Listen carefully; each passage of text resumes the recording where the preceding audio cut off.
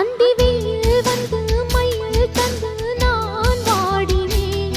அடுத்தும் எல்லாம் தென்றலிடம் நான் கூறினேன். அந்த தென்றல் பெண்ணும் சொன்னாளம்மா உந்தன் சேதியே. அவள் சொன்ன பின்பு மின்னல் போல வந்தேன் தேடியே. என்னை நீ தொட்டவுடன் என்னவோ பொன்னுதையா.